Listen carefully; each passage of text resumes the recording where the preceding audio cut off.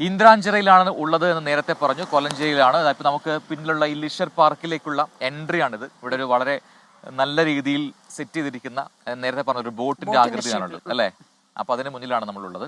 നമുക്ക് അടുത്ത വാർത്തയിലേക്ക് പോകാം. അതെ. അപ്പോൾ ഈ വാർത്ത എന്ന് പറയുന്നത് ഇന്നലെ കൊച്ചിയിൽ നടന്ന നിക്ഷേപക സംഗമവുമായി ബന്ധപ്പെട്ട വാർത്തയാണ്. നിരവധി പേരുമായിട്ട് നമുക്ക് സംസാരിക്കാൻ സാധിച്ചു. അതായത് പല രാജ്യങ്ങളിൽ നിന്ന്, UAE-യിൽ നിന്നും, മലേഷ്യയിൽ നിന്നും, നോർവേയിൽ നിന്നും, ജർമ്മനിയിൽ നിന്നും ഒക്കെ വന്ന നിക്ഷേപകർ. അപ്പോൾ ഇവിടെ നമ്മൾ ഈ പറയുന്ന നമ്പറുകൾക്കുപരിയായി മന്ത്രി പി രാജീവ് പറഞ്ഞതുപോലെ തന്നെ നിക്ഷേപകർക്കിടയിൽ ഒരു ആത്മവിശ്വാസം ഉണ്ടാക്കാനായി എന്ന് ഇവരോടുള്ള സംസാരത്തിൽ നമുക്ക് മനസ്സിലായി. നിക്ഷേപങ്ങൾ എത്താൻ വൈകും, അതെ, നിക്ഷേപങ്ങൾ ഉണ്ടാക്കാനായി എന്നതാണ് അതിന്റെ ഒരു നല്ല കാര്യം. എന്തായാലും ഈ വാഗ്ദാനങ്ങളെല്ലാം തന്നെ വേഗത്തിൽ യാഥാർത്ഥ്യമാക്കാൻ സർക്കാർ നീക്കം നടത്തുമെന്ന കാര്യത്തിൽ യാതൊരു സംശയവുമില്ല. കൃത്യമായ ഇടവേളകളിൽ പദ്ധതിയുടെ പുരോഗതി മുഖ്യമന്ത്രി നേരിട്ട് തന്നെ വിലയിരുത്തും. നിക്ഷേപങ്ങളുമായി ബന്ധപ്പെട്ട വിവരങ്ങൾ അറിയാനും സംവിധാനമുണ്ട്. വമ്പൻ വാഗ്ദാനങ്ങളാണ് കൊച്ചിയിൽ 2 ദിവസങ്ങളായി നടന്ന നിക്ഷേപക സംഗമത്തിൽ കേരളത്തെ തേടിയെത്തിയത്. 1 ലക്ഷം കോടി രൂപയുടെ നിക്ഷേപം ലഭിക്കുമെന്ന് സർക്കാർ കണക്കാക്കി. ലഭിച്ചത് 1,52,905 കോടിയുടെ നിക്ഷേപം. അദാനി, ലുലു, ആസ്റ്റർ തുടങ്ങിയ വലുതും ചെറുതുമായ നിക്ഷേപങ്ങൾ. ഒപ്പുവെച്ച താൽപര്യപത്രം കാലതാമസമില്ലാതെ യാഥാർത്ഥ്യമാക്കാനാണ് സർക്കാരിന്റെ ഇനിയുള്ള ശ്രമം. നടത്തിപ്പിനായി അതിവേഗ സംവിധാനം കൊണ്ടുവരും. പ്ലാന്റേഷൻ ഭൂമി മറ്റ് വ്യാവസായിക ആവശ്യങ്ങൾക്കായി ഉപയോഗിക്കുന്നതിന് നിയമ ഭേദഗതി വേണ്ടിവരും. ഇത് പഠിക്കാനായി റവന്യൂ മന്ത്രിയും വ്യവസായ മന്ത്രിയും ഉൾപ്പെടുന്ന മന്ത്രിതല ഉപസമിതി രൂപീകരിക്കും. പ്രത്യേക നോഡൽ ഓഫീസർമാരെയും നിയോഗിക്കും. മുഖ്യമന്ത്രി നേരിട്ടാകും പദ്ധതിയുടെ പുരോഗതി വിലയിരുത്തുക. നിയമപരമായിട്ടും ഭരണപരമായിട്ടുമുള്ള തയ്യാറെടുപ്പ് ബഹുമാനപ്പെട്ട മുഖ്യമന്ത്രിയുടെ നേതൃത്വത്തിൽ. രണ്ടാമതായി രാജ്യമെങ്ങും ലോകമെങ്ങും നടത്തിയ റോഡ് ഷോകൾ, പ്രചരണ പരിപാടികൾ. മൂന്നാമതായി നമുക്ക് വിഴിഞ്ഞവും പാലക്കാട് നഗരവും വ്യവസായ നഗരവും വന്നു ചേർന്നു. ഇതിലാണ് എന്നെ സംബന്ധിച്ച് പറയുകയാണെങ്കിൽ ഞാൻ വ്യക്തമായിട്ടും കേരളത്തിന്റെ 2 ജുവൽസായിട്ട്, മാണിക്യങ്ങളായിട്ടാണ് കാണുന്നത്. ഇത് ഒരു വലിയ കാന്തശക്തിയായി മാറി. നിക്ഷേപങ്ങളുമായി ബന്ധപ്പെട്ട വിവരങ്ങൾക്കായി ടോൾ ഫ്രീ നമ്പർ പുറത്തിറക്കും. 3 വർഷത്തിലൊരിക്കൽ നിക്ഷേപ സംഗമം നടത്താനാണ് തീരുമാനം. 2 ദിവസത്തെ നിക്ഷേപക സംഗമത്തിൽ 24 IT കമ്പനികൾ ഉൾപ്പെടെ 374 കമ്പനികളാണ് താൽപര്യപത്രം ഒപ്പുവെച്ചത്. ഭാവി കേരളം ലക്ഷ്യമിട്ട് നിക്ഷേപക സംഗമം സംഘടിപ്പിച്ച സർക്കാരിന് ആത്മവിശ്വാസം നൽകുന്നതാണ് ആഗോള നിക്ഷേപകരുടെ പിന്തുണ. പ്രഖ്യാപനങ്ങൾ കടലാസിൽ ഒതുങ്ങില്ല എന്ന് ഉറപ്പിക്കേണ്ട ചുമതലയും സർക്കാരിനുണ്ട്.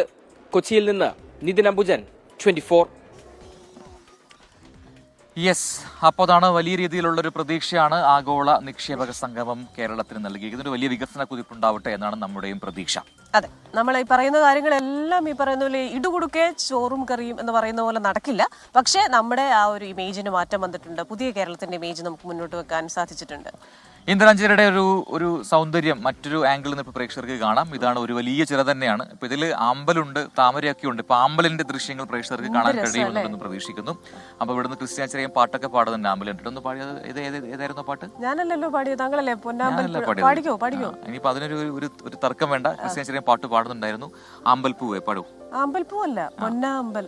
പാടിക്കോ. അല്ല, നമുക്ക് അതിനു മുമ്പ് വേറൊരു കാര്യം പ്രേക്ഷകരെ പങ്കുവെക്കാനുണ്ട്. ഇന്ന് പല ആൾക്കാരുടെയും ബർത്ത്ഡേ ആണെന്ന് പറയുന്നുണ്ട്. ആ ബർത്ത്ഡേ വിഷസ് നമുക്ക് അറിയിക്കണ്ടേ? നമ്മുടെ കുടുംബാംഗത്തിന്റെ തന്നെ ബർത്ത്ഡേ ഉണ്ട്. അതെ, അപ്പൊ അതിലേക്ക് ആദ്യം തുടങ്ങാം അല്ലേ? മലയാള സിനിമയുടെ രോമാഞ്ചം എന്ന് അറിയപ്പെടുന്ന അമരവിള സതീഷ്, എളിമയുടെയും ലാളിത്യത്തിന്റെയും ഒക്കെ പ്രതീകം.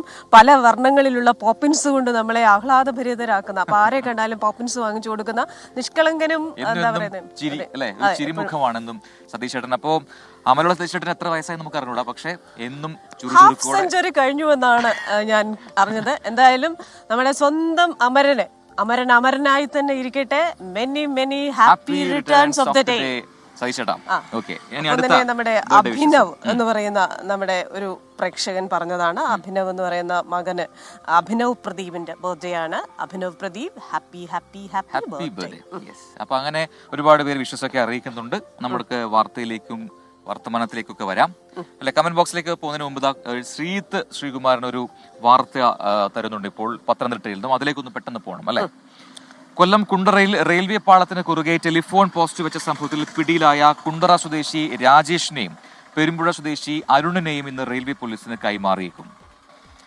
വിശദാംശങ്ങളുമായി ചേർന്ന് ശ്രീജിത്ത് ശ്രീകുമാറാണ്. ശ്രീജിത്തെ, വെരി ഗുഡ് മോർണിംഗ്. എന്തായാലും ലഹരി വിരുദ്ധ വാർത്തയായി നമ്മൾ പ്രസന്റ് ചെയ്യേണ്ട ഒരു കാര്യമാണ്. നമ്മുടെ ഒരു പ്രേക്ഷകനായ ഷഫീർ മണ്ണാർക്കാട് പറഞ്ഞിട്ടുണ്ട്, ഈ മദ്യലഹരിയിൽ പോസ്റ്റും കമന്റും ഇടുന്നവരെയൊക്കെ കണ്ടിട്ടുണ്ട്, പക്ഷേ ഈ റെയിൽവേ പാളത്തിൽ കൊണ്ടുപോയി പോസ്റ്റ് ഇടുന്നവരെ ആദ്യമായി കാണുകയാണെന്ന്. അപ്പൊ എന്താണ് അവിടെ സംഭവിച്ചത്? വിവരങ്ങൾ. മറിച്ച് വിൽക്കാൻ വേണ്ടിയാണ് ക്രിസ്റ്റീന ഈ പോസ്റ്റ് തങ്ങൾ അവിടെ നിന്ന് എടുത്തതെന്നാണ് ഈ രണ്ടുപേരും രാജേഷും അരുണും മൊഴി നൽകിയിരിക്കുന്നത്. പക്ഷെ പോലീസ് അത് പൂർണ്ണമായി വിശ്വസിച്ചിട്ടില്ല. റെയിൽവേ പോലീസിന് ഇവരെ ഇന്ന് തന്നെ കൈമാറിയേക്കും. എന്തായാലും കഴിഞ്ഞ ദിവസമാണ് ഇത്തരത്തിൽ റെയിൽവേ പാളത്തിന് കുറുകെ ഇത്തരത്തിൽ ടെലിഫോൺ പോസ്റ്റ് ഇട്ട് രീതിയിൽ കണ്ടെത്തിയത്. രണ്ടുപേരെ പോലീസ് പിന്നീട് അറസ്റ്റ് ചെയ്യുകയായിരുന്നു. എന്തായാലും പോലീസിനെ സംബന്ധിച്ചിടത്തോളം വലിയ തോതിൽ ഒരു ആശങ്ക ഈ വിഷയത്തിലുള്ളത് നിലവിൽ എന്തടിസ്ഥാനത്തിലാണ് ഇങ്ങനെ റെയിൽവേ പാളത്തിന് കുറുകെയൊക്കെ പോസ്റ്റ് കൊണ്ടിടുന്നത് എന്നതിനെ കുറിച്ച് പോലീസിന് ഒരു ആശങ്കയുണ്ട്. അതിൽ വേറെ എന്തെങ്കിലും തരത്തിലുള്ള അട്ടിമറി ശ്രമം ഉണ്ടോ എന്ന് പരിശോധിക്കുകയാണ്. പ്രാഥമികമായ അന്വേഷണത്തിൽ അത്തരത്തിലൊന്നുമില്ല. എന്തായാലും മൊഴി നൽകിയിരിക്കുന്നത് തങ്ങൾ മദ്യലഹരിയിലായിരുന്നു, അങ്ങനെ കൊണ്ടുപോയി ഇട്ടു. അതിനുശേഷം പിന്നീട് അവിടെ നിന്ന് തൊട്ടുപുറകെ കൊണ്ടുപോകാമെന്നായിരുന്നു വിചാരിച്ചിരുന്നതെന്നാണ് അവർ മൊഴി നൽകിയിരിക്കുന്നത്. പക്ഷേ ഈ രാജേഷും അരുണും പറയുന്നത് പൂർണ്ണമായി വിശ്വസിക്കാൻ പോലീസ് തയ്യാറായിട്ടില്ല. എന്തായാലും ഇന്ന് തന്നെ കൈമാറും. മറ്റു പ്രശ്നങ്ങളൊന്നും ഉണ്ടായില്ല. പക്ഷെ വലിയൊരു അപകടമാണ് ഒഴിവായത്. ഇങ്ങനെ മദ്യലഹരിയിലാണെങ്കിലും ഇത്തരത്തിൽ പോസ്റ്റൊക്കെ കൊണ്ടുപോയി റെയിൽവേ ട്രാക്കിന് കുറുകെ ഇടുന്നത് വലിയ തരത്തിലുള്ള കുറ്റകരമായ കാര്യമാണെന്ന് അവർക്ക് ഇന്നലത്തോടുകൂടി ബോധ്യം വന്നിട്ടുണ്ട്. അത് മദ്യത്തിന്റെ കെട്ടെല്ലാം ഇറങ്ങിയപ്പോഴാണ് അവർക്ക് ആ കാര്യം ബോധ്യം വന്നിരിക്കുന്നതെന്നാണ് മനസ്സിലാക്കുന്നത്. അതെ അതെ ശ്രീത്ത്, എല്ലാവർക്കും അത് ബോധ്യമാണ്. ഈ ലഹരി എന്ന് പറയുന്നത്, ലഹരി എന്ന് ശരീരത്തിൽ എന്ന് കഴിഞ്ഞു കഴിഞ്ഞാൽ എന്താണ് സംഭവിക്കുന്നത് എന്നുള്ളതിന് മാരകമായ ഒരു ഉദാഹരണമാണ്. ടെലിഫോൺ പോസ്റ്റ് എടുക്കുക, നേരെ റെയിൽവേ പാളത്തേക്ക് പോവാ, പാളത്തിന്റെ കുറുകെ അത് ഒരു തവണ മാറ്റിയത് വീണ്ടും കൊണ്ടുവെക്കുന്നു. ഈ അധ്വാനം ഇവര് പ്രൊഡക്റ്റീവായി ഉപയോഗിച്ചിരുന്നെങ്കിൽ അല്ലെ ചിരിച്ചു തള്ളേണ്ട കേസല്ല, കാരണം വലിയ അപകടമാണ് ഒഴിവായത്. അതുവഴി ആ നാട്ടുകാരുടെ ശ്രദ്ധയിൽ പതിഞ്ഞില്ലായിരുന്നെങ്കിൽ വലിയ വലിയ ദുരന്തം ഉണ്ടായേനെ. നമുക്ക് അടുത്ത വാർത്തയിലേക്ക് കൂടി പോവാം. PV അൻവർ തൃണമൂൽ കോൺഗ്രസ് സംസ്ഥാന കൺവീനർ സ്ഥാനം ഏറ്റെടുത്ത ശേഷമുള്ള ആദ്യ പ്രതിനിധി സമ്മേളനം ഇന്ന് മഞ്ചേരിയിൽ നടക്കുന്നുണ്ട്. തൃണമൂൽ കോൺഗ്രസ് ദേശീയ നേതാക്കളായ ഡെറക് ഒബ്രയാൻ, മഹുവ മൊയ്ത്ര എന്നിവർ മുഖ്യ അതിഥികളാകും. വന്യജീവി ആക്രമണവും കേന്ദ്ര സംസ്ഥാന നയങ്ങളും എന്ന വിഷയത്തിൽ മഹുവ മൊയ്ത്ര സെമിനാറിൽ സംസാരിക്കും. UDF-ലെയും LDF-ലെയും നേതാക്കളെ ചടങ്ങിലേക്ക് ക്ഷണിച്ചിട്ടുണ്ടെന്ന് PV അൻവർ നേരത്തെ വ്യക്തമാക്കിയിരുന്നു. ഉച്ചയ്ക്ക് 1:30 ദേശീയ നേതാക്കൾ മാധ്യമങ്ങളെ കാണും. യെസ്, അപ്പോ കമന്റ് ബോക്സിലേക്ക് ഒന്നുകൂടെ വരുന്നു. ആശാവി പറയുന്നു ഇപ്പോ രജിത്ത് കേസ് അക്ഷര കേരളത്തിലും ഇമാതിരി വിവരം കെട്ടവന്മാരുണ്ടല്ലോ എന്ന് നേരത്തെ പത്തനംതിട്ടയിലെ കുണ്ട്രയിലെ ആ വാർത്ത കേട്ടിട്ടാണ് പറഞ്ഞത്. അങ്ങനെ മിജോജോയ് പറയുന്നു, ഞങ്ങളുടെ വീടിന്റെ അടുത്ത് ഒരു ബ്യൂട്ടിഫുൾ അക്വഡൈറ്റ് ബ്രിഡ്ജ് ഉണ്ട്, പക്ഷെ തൊടുപുഴയിലാണ്, നിങ്ങൾക്ക് വരാൻ പറ്റില്ലല്ലോ അല്ലേ എന്ന്. അതെ അതെ, നമ്മുടെ നീതു മിജോ. അപ്പൊ ജോസഫ് മറ്റം പറയുന്നു, പ്രജിൻ ക്രിസ്റ്റീന ഗുഡ് മോർണിംഗ് എന്ന് പറയുന്നു. ക്രിസ്റ്റീന പ്രജിൻ ഞാൻ വൈകി എന്ന് പറയുന്നു. ജബ്ബാർ സിനാൻ വൈകിയില്ല, നമ്മളെ കൂടെ കൂടിക്കോളും, ഇനിയുണ്ട് ഒരുപാട് ദൂരം പോകാൻ. നമ്മുടെ ഒരു അഖിൽ ഇടയ്ക്ക് പറയുന്നുണ്ടായിരുന്നു സമയം 12:41 അവിടെയെന്ന്. അപ്പൊ എവിടെയാണ് സ്ഥലം എന്ന് പറഞ്ഞില്ല. നമുക്ക് ഒരു വാർത്തയിലേക്ക് പോകണം. അത് അന്തരിച്ച CPIM കോട്ടയം ജില്ലാ സെക്രട്ടറി AV റസലിന്റെ സംസ്കാരത്തെ കുറിച്ചുള്ള വാർത്തയാണ്. ഇന്നാണ് സംസ്കാരം നടക്കുക. കോട്ടയം തെങ്ങണയിലെ വീട്ടുവളപ്പിൽ 12 മണിയോടെയാണ് സംസ്കാര ചടങ്ങുകൾ നടക്കുക. ഇന്നലെ ചെന്നൈയിൽ നിന്നും കോട്ടയത്ത് എത്തിച്ച മൃതദേഹം ജില്ലാ കമ്മിറ്റി ഓഫീസിലും ചങ്ങനാശ്ശേരിയിലെ ഏരിയ കമ്മിറ്റി ഓഫീസിലും പൊതുദർശനത്തിന് വെച്ചിരുന്നു. ടോബി ജോൺസൺ കോട്ടയത്ത് നിന്ന് ചേരുന്ന വിവരങ്ങളുമായി. ടോബി, ഇപ്പോൾ സംസ്കാരം ചടങ്ങുകൾ നടക്കുന്നത് വീട്ടുവളപ്പിൽ തന്നെയാണ്. 12 മണിയോടുകൂടി ഈ ചടങ്ങുകൾ നടക്കുമെന്ന് അറിയിക്കുന്നു. വിവരങ്ങൾ പറയാം. പ്രജിൻ ക്രിസ്റ്റീന, തീർച്ചയായിട്ടും 12 മണിയോടുകൂടി തന്നെ ഈ സംസ്കാര ചടങ്ങുകൾ നടക്കും എന്നാണ് നമുക്ക് ലഭിച്ചിരിക്കുന്ന വിവരം. എന്തായാലും AV റസലിന് യാത്രാമൊഴി ചൊല്ലുന്നതിന് വേണ്ടി നിരവധി ആളുകളാണ് ഈ കഴിഞ്ഞ ദിവസങ്ങളിലെല്ലാം തന്നെ കോട്ടയത്തേക്ക് ഒഴുകിയെത്തിയത്. ഇന്നലെ ചെന്നൈയിൽ നിന്നും 9 മണിയോട് കൊച്ചിയിൽ എത്തിച്ചപ്പോൾ അവിടെ CPM നേതാക്കളെല്ലാം ചേർന്നാണ് മൃതദേഹം ഏറ്റുവാങ്ങിയത്. അതിനുശേഷം കോട്ടയത്തേക്ക് എത്തിച്ചു. കോട്ടയം ജില്ലാ കമ്മിറ്റി ഓഫീസിൽ അദ്ദേഹം ഏറെ നാൾ ജില്ലാ സെക്രട്ടറി ആയിട്ട് ഇരുന്ന ആ ഒരു സ്ഥലത്തേക്ക്, ആ ഒരു കെട്ടിടത്തിലേക്ക് അദ്ദേഹത്തെ കൊണ്ടുവന്നപ്പോൾ പാർട്ടി പ്രവർത്തകരുടെ വലിയൊരു കൂട്ടം അദ്ദേഹത്തിന് അന്ത്യാഞ്ജലി അർപ്പിക്കുന്നതിന് വേണ്ടി അവിടേക്ക് എത്തുന്ന കാഴ്ച നമ്മൾ കണ്ടു. ഒപ്പം തന്നെ മുഖ്യമന്ത്രി പിണറായി വിജയൻ, സംസ്ഥാന സെക്രട്ടറി MV ഗോവിന്ദൻ മാസ്റ്റർ തുടങ്ങിയ നേതാക്കളും അവിടേക്ക് അന്തിമോപചാരം അർപ്പിക്കുന്നതിന് വേണ്ടി എത്തി. അതിനുശേഷമാണ് അവിടെ നിന്ന് 2:30 ഇന്നലെ ചങ്ങനാശ്ശേരിയിലേക്ക്, അദ്ദേഹത്തിന്റെ പ്രവർത്തന മേഖലയായിരുന്ന ഏറെ കാലം അദ്ദേഹം പ്രവർത്തിച്ച ചങ്ങനാശ്ശേരി ഏരിയ കമ്മിറ്റി ഓഫീസിലേക്ക് അദ്ദേഹം കൊണ്ടുവന്നത്. അവിടെയും പൊതുദർശനത്തിന് നിരവധി ആളുകൾ, പ്രത്യേകിച്ചും ഈ ഒരു പാർട്ടി രംഗത്ത് മാത്രമല്ല അതിനപ്പുറത്തേക്ക് സാംസ്കാരിക രംഗങ്ങളിൽ സജീവമായി ഇടപെട്ടിരുന്ന ഒരു വ്യക്തി കൂടി ആയതുകൊണ്ട് തന്നെ ആ ചങ്ങനാശ്ശേരിയിലുള്ള നിരവധി ആളുകൾ അദ്ദേഹത്തെ ഒരു നോക്ക് കാണുന്നതിന് വേണ്ടി എത്തുന്ന കാഴ്ച നമുക്ക് കാണാൻ സാധിച്ചു. അതേ തുടർന്നാണ് വൈകുന്നേരത്തോടുകൂടി വീട്ടിലേക്ക് മൃതദേഹം മാറ്റി. എന്തായാലും ഇന്ന് ഉച്ചയ്ക്ക് തന്നെ ഈ സംസ്കാര ചടങ്ങുകൾ നടക്കും എന്നാണ് നമുക്ക് ലഭിക്കുന്ന വിവരം. പ്രജിൻ. ശരി, ടോബി ജോൺസൺ ആണ് കോട്ടയത്ത് നിന്നും വിശദാംശങ്ങൾ നൽകിയത്. 12 മണിക്കാണ് സംസ്കാര ചടങ്ങുകൾ വീട്ടുവളപ്പിൽ നടക്കുക. യെസ്, അപ്പോ പറഞ്ഞോ. ഈ മനോഹരമായ അരുവിയുടെ തീരത്തുള്ള ഈ ഒരു അരുവിയാണത്? അരുവി ചിറ എന്ന് പറയുമ്പോ അരുവി ചിറ എന്നൊക്കെ അല്ലേ പറയുന്നത്? ഇന്ദ്രാഞ്ചിറ. ചിറ തന്നെയായിരിക്കും അല്ലെ? ഒരു കെട്ടുണ്ടല്ലോ, കെട്ടിനകത്തുള്ള ഒരു വെള്ളം ആയതുകൊണ്ട് തന്നെ അങ്ങനെയായിരിക്കും ചിറ എന്ന് പറയാം അല്ലെ? അതെ. അപ്പൊ ഇവിടെ കുറെ നിർദ്ദേശങ്ങൾ അടങ്ങിയ ബോർഡ് കണ്ടു. ഇതില് ചെളിയുണ്ട്, നല്ല ആഴമുണ്ട്, അതുകൊണ്ട് ഇതിനകത്തേക്ക് നേരെ വന്ന് ചാടാനൊന്നും ആരും ശ്രമിക്കരുത്, ഇവിടെ വൃത്തിയായി സൂക്ഷിക്കണം. അതേപോലെ തന്നെ ഇവിടെ മദ്യപാനം, മറ്റ് ലഹരി ഉപയോഗം പറ്റില്ല. നമ്മുടെ സിന്തായറ്റ് ഇൻഡസ്ട്രീസ് ഇതിന്റെ അടുത്താണ്, കോലഞ്ചേരിയിൽ.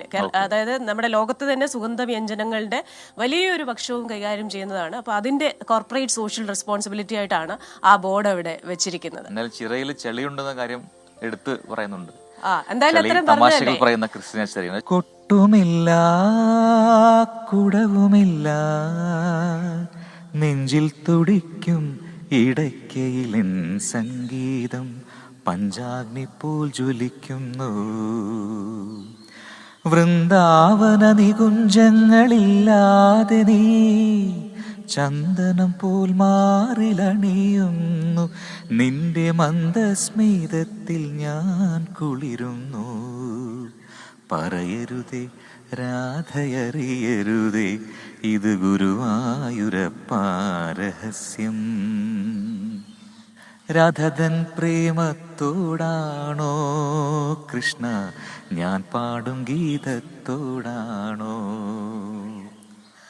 ആരോടാണ് ഈ ചോദ്യം? താങ്കൾ അടുത്തിടെയായി കൂടുതൽ പ്രണയാതുരനാകുന്നു എന്ന് പ്രേക്ഷകർ ഇത് ഇതിന്റെ ഒരു കാര്യം പറയാം. ഇത് യേശുദാസ് പാടിയ വളരെ എല്ലാവർക്കും അറിയുന്ന ഒരു ഭക്തിഗാനമാണ്. പക്ഷെ ഇതിന്റെ ഒരു ലൈവ് വേർഷൻ ദാസേട്ടൻ പാടിയത് കണ്ടു യൂട്യൂബിൽ കഴിഞ്ഞ ദിവസം. അപ്പൊ എനിക്ക് അത് ഇഷ്ടപ്പെട്ടു. ദാസേട്ടൻ പാടിയപ്പോ അതിൽ ഭക്തിയും, താങ്കൾ പാടിയപ്പോൾ ഭക്തിയേക്കാൾ കൂടുതൽ അടുത്ത വാർത്ത വായിക്കണം. നമ്മുടെ ഒരു കമന്റ് വായിക്കാതിരിക്കാൻ പറ്റില്ല. ഹസീന ഷാജി പറയുന്നു, അടിമാലി ഗവൺമെന്റ് ഹൈസ്കൂളിൽ ഇന്ന് വൈകുന്നേരം 4 മുതൽ വൃക്ക പാലിയേറ്റീവ് രോഗികൾക്ക് വേണ്ടി തണൽ ട്രസ്റ്റ് തണലിന് തണലേകാൻ ഒരു ചായ എന്നൊരു പ്രോഗ്രാം നടത്തുന്നുണ്ട്. മെഡിക്കൽ ക്യാമ്പും ഉണ്ട്. അപ്പോൾ പങ്കെടുക്കാൻ പറ്റുന്നവർ അവിടെ പോയി അതിൽ പങ്കെടുക്കുക. നല്ല ഉദ്യമത്തെ നമ്മൾ പ്രശംസിക്കുന്നു. ഡൽഹി വരെ പോകണം. ഡൽഹിയിൽ നടക്കുന്ന ഒരു ചർച്ച അത് തീരുമാനമാകാതെ പിരിഞ്ഞതിന്റെ വാർത്തയാണ് നമ്മൾ ഇനി പറയാൻ പോകുന്നത്. കർഷകരും കേന്ദ്ര സർക്കാരും തമ്മിലുള്ള 6ാം ഘട്ട ചർച്ച ഒരു തീരുമാനവുമാകാതെ പിരിഞ്ഞു എന്നാണ് ബൽറാം നെടുങ്ങാടി അവിടെ നിന്ന് നൽകുന്ന വിവരം. ആവശ്യങ്ങൾ അംഗീകരിക്കും വരെ സമരം തുടരുമെന്നും കർഷകർ വ്യക്തമാക്കി. വിവരങ്ങളുമായി ബൽറാം നെടുങ്ങാടിയാണ് ചേരുന്നത്. Balram, very good morning. കഴിഞ്ഞ ലോക്സഭാ തെരഞ്ഞെടുപ്പിൽ കർഷക രോഷം പല മേഖലകളിലും എത്രത്തോളം സർക്കാരിനെ ബാധിച്ചുവെന്ന് മനസ്സിലാക്കിയതാണ്. ഇപ്പോൾ വീണ്ടും ഈ കർഷകരുടെ ആ ഒരു സങ്കടങ്ങളും പരിഭവങ്ങളും ആവലാതികളും ഒക്കെ തുടരുകയാണ്. മിനിമം താങ്ങുവില ഉൾപ്പെടെയുള്ള കാര്യത്തിൽ അവർക്കൊരു ഉറപ്പും ലഭിക്കുന്നില്ല. വിവരങ്ങൾ. Very good morning Christina Prajin. കർഷകരുടെ പ്രതിഷേധം അത് 1 വർഷത്തിലേറെയായി തുടരുകയാണ് ഹരിയാന പഞ്ചാബ് അതിർത്തിയിൽ. അതിൽ 6ാം ഘട്ട ചർച്ചയാണ് ഇന്നലെ വൈകിട്ട് 6 മണിക്ക് ചണ്ഡീഗഡിൽ വെച്ച് നടന്നത്. എന്നാൽ ആ ചർച്ചയിലും തീരുമാനമായിട്ടില്ല. കഴിഞ്ഞ മാസങ്ങളായി നിരാഹാര സമരം നടത്തി വരികയായിരുന്ന കർഷക നേതാവ് ജഗ്ജിത് സിംഗ് ദല്ലേവാൾ ആംബുലൻസിൽ എത്തിയാണ് ഈ ചർച്ചകളിൽ പങ്കെടുത്തത്. കേന്ദ്ര സർക്കാരിന്റെ ഭാഗത്തു നിന്നും കേന്ദ്ര കൃഷി മന്ത്രി ശിവരാജ് സിംഗ് ചൌഹാന്റെ നേതൃത്വത്തിലുള്ള സംഘമാണ് 17 കർഷകരുമായി ചർച്ച നടത്തിയത്. പ്രധാന ആവശ്യമായി ഈ ചർച്ചയിൽ ഉയർന്നു വന്നത് മിനിമം താങ്ങുവിലയ്ക്ക് നിയമപരമായ ഉറപ്പ് വേണം എന്നുള്ളതാണ്. എന്നാൽ അത് കർഷകർ കണക്കാക്കുന്നതിനേക്കാൾ വലിയ ചെലവ് വരും എന്നാണ് കേന്ദ്രം അറിയിച്ചത്. തുടർന്നാണ് ചർച്ച തീരുമാനമാകാതെ പിരിഞ്ഞത്. വരുന്ന മാർച്ച് 19 ചണ്ഡീഗഡിൽ വീണ്ടും യോഗം ചേരാനാണ് തീരുമാനം. സുചിന പ്രജിൻ.